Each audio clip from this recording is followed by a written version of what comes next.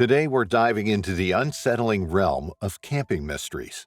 We'll reveal 5 chilling tales of campers who vanished into thin air, leaving behind baffling clues and suspicions of foul play. These inexplicable disappearances will leave you questioning what really happened to those who have disappeared and what could have happened to them while they remain elusive.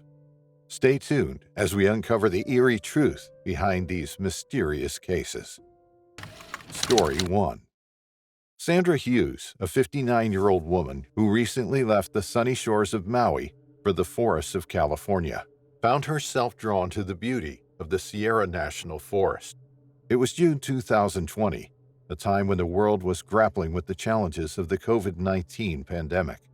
Sandra, like many others, sought refuge in nature, hoping to find solace amidst the towering trees and babbling brooks. Before her disappearance, Sandra had been in touch with her family, her niece Ashley recounting their last conversation on June 26, 2020. Sandra had mentioned her plans to go for a solo camping trip, a chance to reconnect with herself and the wilderness she loved so dearly. Little did anyone know that this would be the last time they would hear from her. As the 4th of July weekend approached, Sandra set off for the Johnson's Meadow area, situated within the Sierra National Forest, just a stone's throw away from the iconic Yosemite National Park. It was here that she pitched her tent, surrounded by the gentle rustle of leaves and the sweet scent of pine. But as the days went by, worry grew. On July 2, 2020, some hikers found Sandra's campsite all messed up. Tents were out of place and things were thrown around as though a storm had hit suddenly. This was odd for Sandra, who had always made sure her camp was neat. The hikers, sensing something wrong, wasted no time alerting the authorities. The search that followed was hectic, with teams combing the forest for any clue of Sandra. Despite days of looking, they found nothing. Then on July 6, 2020, it seemed there was a lead. Sandra's car was found near Chiquito Creek, damaged as if it had hit a tree, but the car wasn't badly damaged, which made the investigators wonder how it could have crashed at such a slow speed. Witnesses reported seeing Sandra walking away from the scene, her demeanor perplexing. She appeared disoriented, yet unharmed, prompting speculation about what had transpired in the moments leading up to the crash. Had she been startled by something or someone, causing her to veer off the road? The mystery deepened with each passing day. Then on July 12, 2020, a startling discovery was made. Sandra's sleeping bag was found 2.5 miles north of her car, among the trees of Yosemite National Park. It was a baffling revelation, leaving investigators to wonder how Sandra had traveled such a distance on foot. Had she wandered aimlessly through the forest, lost and alone, or had she been led astray by forces beyond her control? Months went by, but there was no sign of Sandra. Hope began to wane, replaced by a sense of resignation. Then on August 9, 2020, a glimmer of hope emerged. 2 hunters reported seeing a woman matching Sandra's description near Portuguese Creek. She appeared thinner than in the missing person posters. Her clothes were weathered and worn. But what struck the hunters the most was her appearance. She seemed calm, almost serene, despite the dire circumstances. Yet despite the reported sighting, Sandra remained elusive. The case grew cold, with no new leads to guide the search. It wasn't until July 21, 2021, that the case took a bizarre turn. A family reported a ghostly sighting in the Madera County mountains, describing a woman lying motionless in a meadow, her legs up in the air. Could this be Sandra, lost to the world but not forgotten? The search for Sandra Hughes continues to this day, an example of the enduring mystery of her disappearance. Her family, haunted by unanswered questions, clings to hope that one day they'll find closure. But until then, Sandra remains a ghostly presence in the vast expanse of the Sierra National Forest, her fate unknown, her story unresolved. And as the years pass, the question remains, what really happened to Sandra Hughes on that tragic weekend in the woods? Story 2. It was December 21st, 2013, a cold and crisp winter day when Simon Hodgson Greaves, a 48-year-old man from Recall, York, went on what would become his final journey. Simon, a devoted birdwatcher, set out for the RSPB Bempton Cliffs Nature Reserve near Bridlington, a place he often frequented in pursuit of his passion for nature and wildlife. As Simon drove his camper van to the reserve, his mind was filled with excitement and anticipation. He had spent years exploring the beauty of the Yorkshire coast, and today promised another opportunity to immerse himself in the peacefulness present in the natural world. Upon arriving at Bempton Cliffs, Simon parked his van in the familiar car park overlooking the sea. Stepping out into the brisk air, he felt a sense of peace wash over him as he took in the breathtaking scenery stretching out before him. The cliffs rose majestically from the shoreline, teeming with seabirds nesting in the rocky crevices. Simon spent the day wandering along the cliff paths, his binoculars in hand, as he scanned the horizon for signs of avian activity. He was amazed at the graceful flight of gulls and the raucous calls of kittiwakes echoing off the cliffs.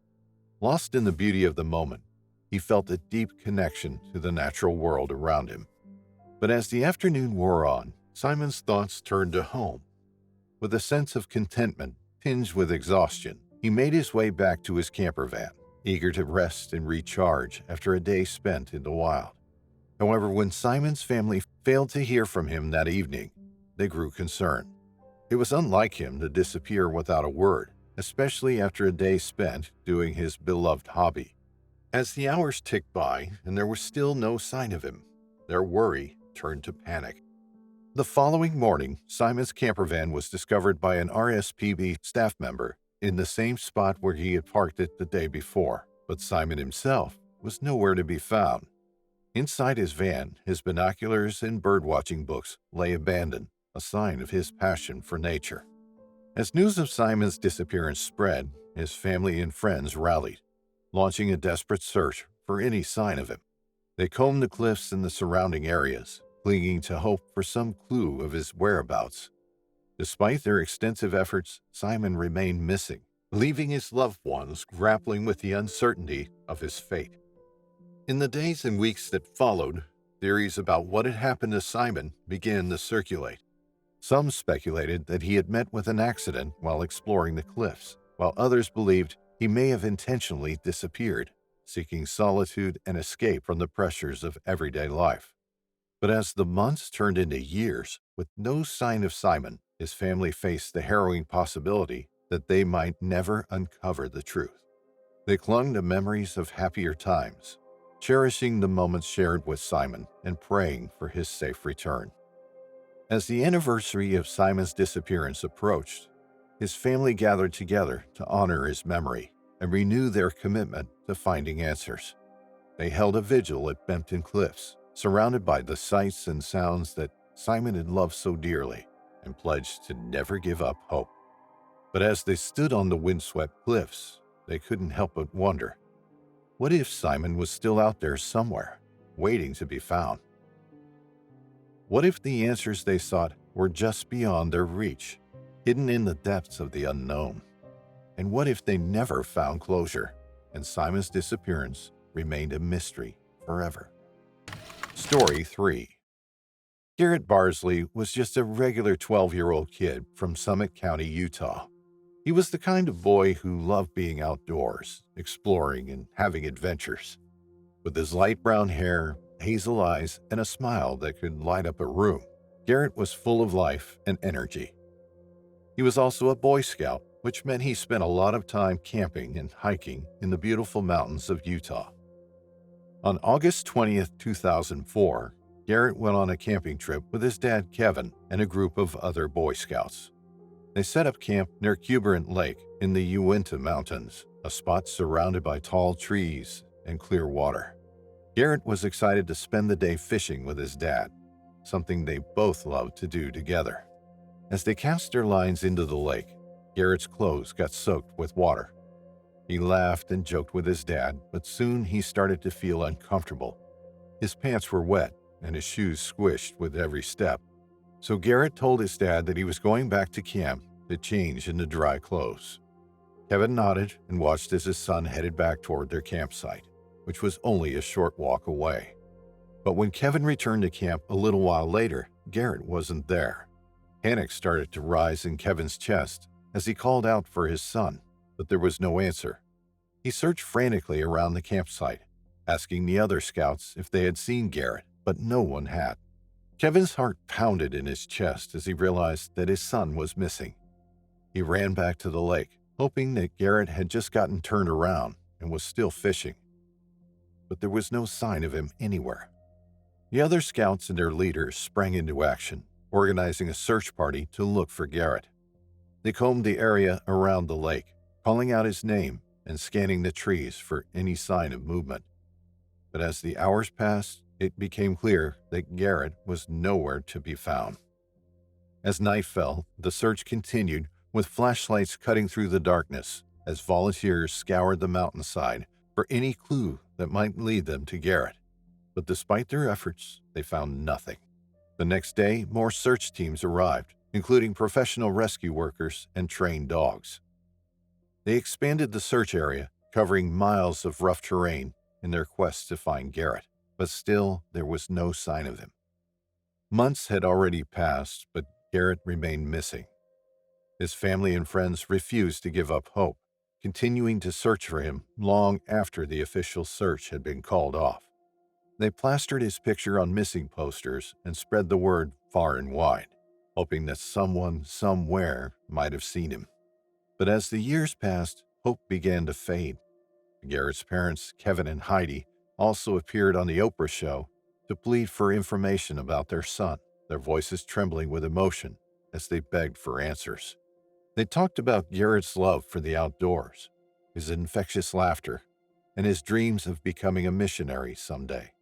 They talked about the day he disappeared, how they had been fishing together at Cuberant Lake when Garrett decided to go back to camp to change his clothes.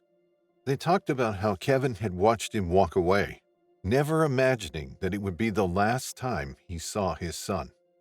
As they spoke, tears filled their eyes and their voices cracked with emotion. They talked about the sleepless nights, the endless days of searching, and the crushing weight of not knowing what had happened to their beloved boy. Despite their pain, Kevin and Heidi refused to give up hope. They traveled to Ecuador to build a school in Garrett's memory, hoping to turn their grief into something positive. They spoke at schools and community events, urging others to keep their eyes open and never give up hope. But still, Garrett remained missing. His disappearance became a haunting mystery, a puzzle with no solution. People speculated about what might have happened to him, but the truth remained elusive. Some said he had been attacked by a wild animal. Others said he had fallen into the lake and drowned. Some even whispered that he had been abducted by a stranger, taken away to some far-off place where no one would ever find him. But no one knew for sure. Garrett's disappearance was still unsolved, leaving a big gap in his family's life. They held on to the hope that one day, somehow, they would find him and bring him back home. But for now, all they could do was wait, hope, and pray for answers. And as the years passed and Garrett's face faded from the missing posters, they held on to the memories of their beloved boy, cherishing every moment they had spent together and longing for the day when they would be reunited once again. As we reflect on Garrett's story, we're left to wonder, what if he had never gone back to camp that day? What if he had stayed by his father's side, laughing and fishing in the sunshine? What if he had never disappeared, and his family had never been forced to endure the agony of not knowing what had happened to him?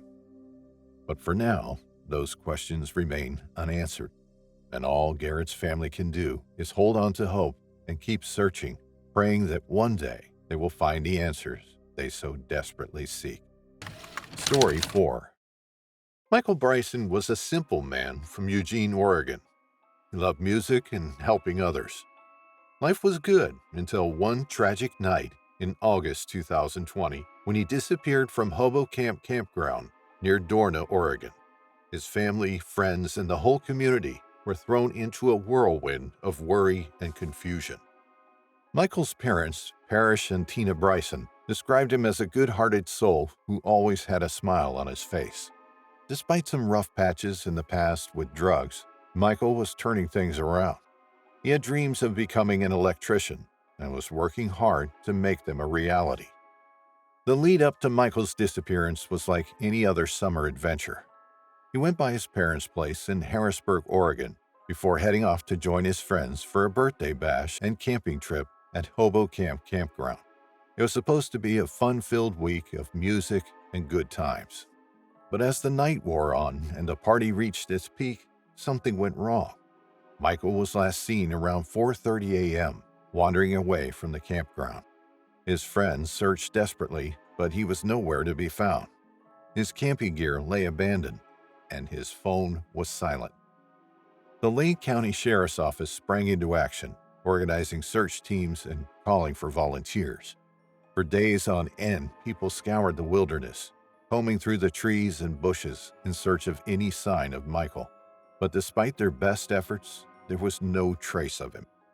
As time passed, suspicions began to grow. Michael's parents couldn't shake the feeling that something wasn't right. They questioned the people at the party, searching for clues that might lead them to their son, but the answers they got only seemed to deepen the mystery. Months turned into years, and still Michael remained missing. His family refused to give up hope, launching the Michael Bryson Foundation to raise awareness for missing persons and support families in similar situations. They held on to the belief that one day they would find Michael and bring him home. But as the days stretched on, the Brysons faced a harsh reality. Michael's disappearance had left a void in their lives that could never be filled. They missed his laughter, his smile, and the sound of his music filling their home. The search for Michael had become more than just a mission to find a missing person. It was a journey of self-discovery for the Brysons, a test of their strength and resilience in the face of unimaginable loss. They leaned on each other for support, finding solace in their shared memories of happier times. But even as they grappled with their grief, the Brysons refused to give up hope. They clung to the belief that one day they would find Michael and bring him home. And until that day came, they would continue to search, to fight, and to never lose faith. What if Michael's disappearance holds the key to a larger mystery? What if there are answers waiting to be uncovered, hidden in that fateful night? As the search for Michael continues, the Bryson family remains determined to find the truth, no matter where it may lead. Story 5. Chelsea Grimm, a 32-year-old photographer hailing from the coastal city of San Diego, California, went on a journey that would lead her into the heart of America's vast and diverse landscapes. Born on March 22, 1991, in Stamford, Connecticut, Chelsea's passion for photography and adventure encouraged her to explore the world beyond her hometown. On September 24, 2023, Chelsea set out from San Diego with her faithful companion, a bearded dragon named Roxy, by her side. Her destination was Stamford, Connecticut, for a family wedding. However, Chelsea's plans would soon take an unexpected turn, leading her into the depths of uncertainty and mystery. As Chelsea traveled the highways and byways of the United States, she found herself drawn to the beauty of Arizona's wilderness. On September 27, 2023, she arrived in Phoenix, Arizona, where she met up with a friend. Despite initially intending to continue her journey to Connecticut, Chelsea's plans shifted, and she decided to explore Arizona's natural wonders instead. The events leading up to Chelsea's disappearance offer glimpses into a life filled with spontaneity and passion for adventure. On September 28, 2023, Chelsea was spotted at a motel in Seligman, Arizona, where she attempted to pay with euros instead of dollars, displaying signs of confusion. Later that day, a police officer encountered Chelsea near a war memorial in Williams County, Arizona, where she tearfully explained that she had become emotional while photographing the memorial. The officer, sensing Chelsea's distress, offered her guidance on finding a safe place to rest for the night.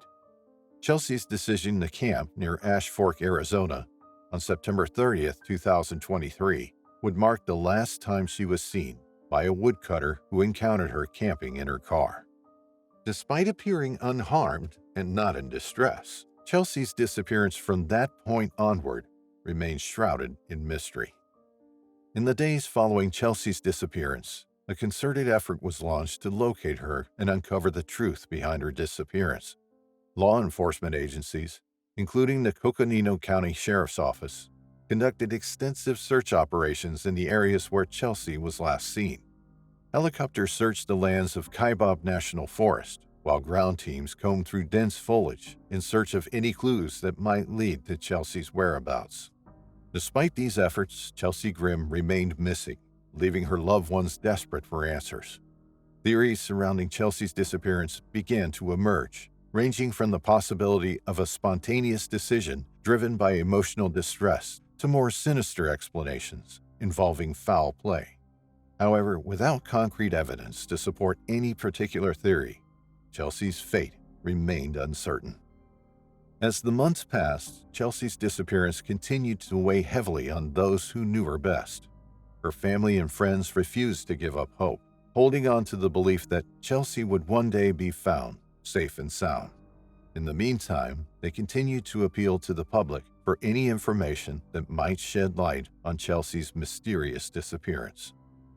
As the search for Chelsea Grimm continues, one can't help but wonder, what if Chelsea's spontaneous nature led her into a situation beyond her control? What if there's more to Chelsea's story than meets the eye? Until the truth is revealed, Chelsea Grimm's disappearance remains an enduring mystery, leaving behind unanswered questions and a sense of unease that lingers in the hearts of those who refuse to forget her.